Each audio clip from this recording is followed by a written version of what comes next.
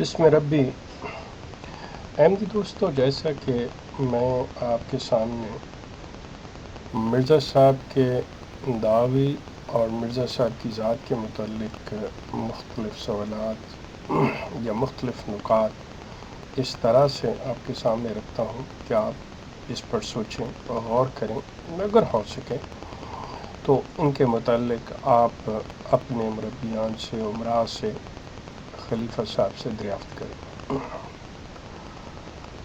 میں آپ سے عرض کروں گا کہ آپ اس چیز پہ غور کیجئے گا، دیکھیے، کوشش کریں اس چیز کے اوپر کہ اسلام کا جو سورس ہے، اسلام کا جو منبع ہے وہ قرآن ہے۔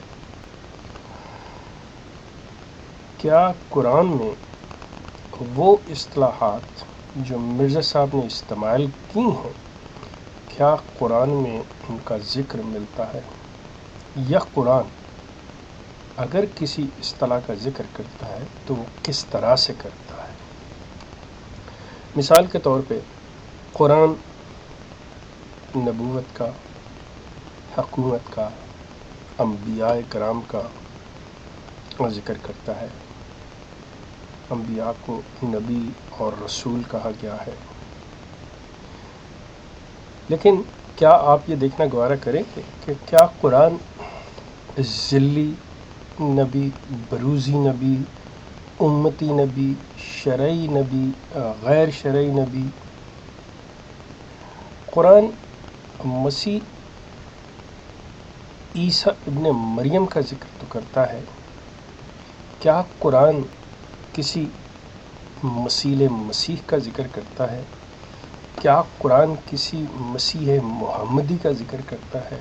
قرآن کیا کسی مسیح موسوی کا ذکر کرتا ہے؟ یا قرآن کسی مسیح موعود کا ذکر کرتا ہے، کسی مسیح کا وعدہ کرتا ہے، کسی امام مہدی کا ذکر کرتا ہے؟ یا یہ جو چیزیں ہیں، مسیح محمدی اور مسیح موسوی اور مسیح یا مسیح عیسیٰ، کیا انسان کی اپنی خود ساختہ اصطلاحیں؟ اس پہ آپ غور کیجیے گا، میری آپ سے گزارش ہے۔ اس کے بعد اب قرآن کو دیکھیں تو کیا قرآن کے اندر حضرت صلی اللہ علیہ وسلم کی بعثت ثانیہ یعنی کہ آپ کا دوبارہ ظہور کہیں قرآن میں مذکور ہے کہ حضرت صلی اللہ علیہ وسلم دوبارہ اس دنیا میں تشریف لائیں گے؟ کیا قرآن میں حیات و وفات عیسیٰ کو ایمان کی شرط قرار دیا گیا ہے؟ جب آپ ان چیزوں پہ غور کریں گے، جب آپ ان کے متعلق دیکھیں گے تو بہت سی باتیں آپ کے سامنے ایسی آئیں گی کہ جو آپ روز مرہ میں اپنی جماعت سے یا لٹریچر سے آپ سنتے پڑھتے ہیں، وہ قرآن میں کہیں بھی ان کا ذکر نہیں ہے، لیکن آپ کا ان پر ایمان ہے، اور اسی کی بنیاد کے اوپر آج آپ جن حالات کا سامنا کر رہے ہیں وہ تمام غیر قرآنی تصورات اور غیر قرآنی عقائد ہیں، جن کی بنیاد کے اوپر آپ ایک ایسے گروہ کے ساتھ منسلک ہیں جس کا قرآن سے کوئی تعلق نہیں۔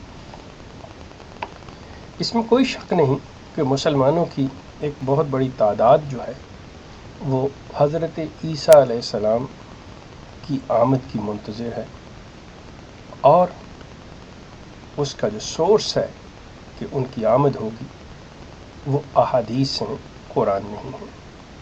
اور مسلمانوں کی ایک اکثریت ہے جو احادیث کو صحائح ستہ کی شکل میں ایز از کہ جو کچھ اس میں لکھا گیا وہ تمام باتوں پہ وہ ایمان رکھتے ہیں، یقین رکھتے ہیں، لیکن مسلمانوں کا ایک حصہ ایسا بھی ہے جو احادیث کو اس میں سے ان کو صحیح مانتا ہے جن کو وہ سمجھتے ہیں، یا بقول ان کے کہ جی جو حدیث قرآن سے مطابقت رکھتی ہے وہ مان لیں، جو مطابقت نہیں رکھتی تو وہ ان کے لیے قابل قبول۔ پھر مسلمانوں کا ایک ایسا بھی حصہ ہے کہ جو سرے سے احادیث کو نہیں مانتے، وہ کہتے ہیں کہ نہیں، حدیث جو ہے وہ ایمان کا منبع نہیں ہے، ایمان کا ماخذ نہیں ہے، ایمان کا سورس نہیں ہے۔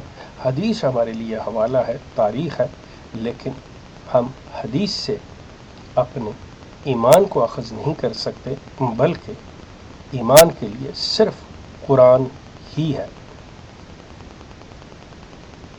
اب آپ دیکھیں کہ مرزا صاحب عقائد رکھتے تھے اپنے ذلی، بروزی، امتی، شرعی۔ کیا مرزا صاحب یہ تمام چیزیں کہ حضرت کا دوبارہ ظہور ہوگا، حضرت عیسیٰ وفات پا چکے ہیں، اور مسیح، ذلی، بروزی، امتی، غیر شرعی نبی، کیا ان تمام چیزوں پہ مرزا صاحب اپنے دعویٰ سے پہلے ان چیزوں پر ایمان رکھتے تھے، ان کا اظہار کرتے تھے، ان پر یقین رکھتے تھے؟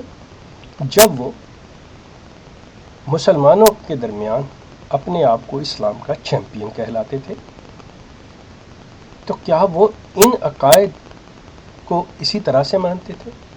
آپ کو حیرانگی ہوگی کہ مرزا صاحب نہ تو وفات عیسیٰ کو مانتے تھے، نہ تو مرزا صاحب کسی ذلی بروزی نبی کا تصور رکھتے تھے، نہ مرزا صاحب کسی عیسوی اور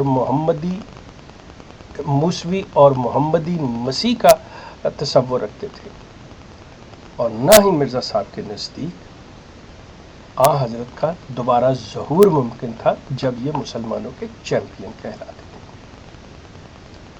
اس وقت مرزا صاحب، میں حوالتاً آپ کو دے دیتا ہوں کہ مرزا صاحب جو تھے وہ حضرت عیسیٰ علیہ السلام کے آسمان سے نازل ہونے کے اس پر ایمان رکھتے تھے۔ آپ براہین احمد حقیقت الوحی کے صفحہ نمبر 153 پہ لکھتے ہیں، براہین احمدیہ میں نے یہ لکھا تھا کہ مسیح ابن مریم آسمان سے نازل ہوگا، چونکہ ایک گروہ مسلمانوں کا اس اعتقاد پر جمع ہوا تھا، اور میرا بھی یہی اعتقاد تھا کہ حضرت عیسیٰ آسمان پر سے نازل ہوں گے۔ اب آپ اندازہ کیجئے کہ ایک شخص جو پہلے یہ یقین رکھتا ہے اور وہ مسلمانوں کا چیمپئن بھی کہلاتا ہے، لیکن اس کے بعد بقول آپ لوگوں کے کہ جب اللہ کسی کو ہدایت دے دے، جب اللہ کسی کو علم دے دے، جب اللہ کسی کو بتا دے، تو جی پھر ہم کیا کہہ سکتے ہیں؟ تو اس زمن میں کہ اللہ نے جب بقول آپ کے ان کو بتایا، تو مرزا صاحب نے پھر اس کے بارے میں کیا بیان دیا، تو وہ بھی سن لیں۔ مرزا صاحب خطبہ الہامیہ جو روحانی خزائن کی جلد 16 ہے، اس کے صفحہ نمبر 31 انڈیکس میں فرماتے ہیں کہ نزول المسیح من السماء کے قائل مسلمان گمراہی کی وادی میں سرگرداں ہیں۔ فرماتے ہیں کہ وہ مسلمان جو حضرت عیسیٰ علیہ السلام کے آسمان سے نازل ہونے کا عقیدہ رکھتے ہیں، اس کو مانتے ہیں، وہ گمراہ ہیں۔ اب آپ کے لیے میرا یہ سوال ہے، اور میں آپ سے یہ درخواست کروں گا کہ اس پہ غور کیجئے کہ وہ لوگ جو حضرت عیسیٰ علیہ السلام کی بقول مرزا صاحب کے آسمان سے نازل ہونے کے نظریے کو وہ کہہ رہے ہیں کہ گمراہ لوگ جو ہیں وہ ایسا نظریہ رکھتے ہیں، وہ مسلمان جو حضرت عیسیٰ کو آسمان سے نازل ہونے کا عقیدہ رکھتے ہیں گمراہ ہیں۔ تو مرزا صاحب بھی پہلے یہ عقیدہ رکھتے تھے، جیسا کہ انہوں نے براہین احمدیہ میں لکھا، حقیقت الوحی میں انہوں نے فرمایا، تو مرزا صاحب بھی گمراہ ٹھہرے۔ تو کیا کوئی گمراہ نبی ہو سکتا ہے؟ کیا ایک گمراہ شخص کو نبوت مل سکتی ہے؟ کیا ایک گمراہ شخص نبی بن سکتا ہے؟ دوستو، کیا مرزا صاحب دعوے سے پہلے چیمپئن تھے یا دعویٰ کے بعد چیمپئن ہوئے؟ دعویٰ سے پہلے مرزا صاحب حضرت عیسیٰ کو آسمان سے نازل ہونے کا عقیدہ رکھتے ہیں، اس کے بعد حضرت عیسیٰ علیہ السلام کو دعوے کے بعد وفات شدہ تسلیم کرتے ہیں، کہتے ہیں کہ جو شخص یہ مسلمان یہ عقیدہ رکھتا ہے کہ عیسیٰ آسمان سے نازل ہوں گے، اور وہ وادی گمراہی میں سرگرداں ہے۔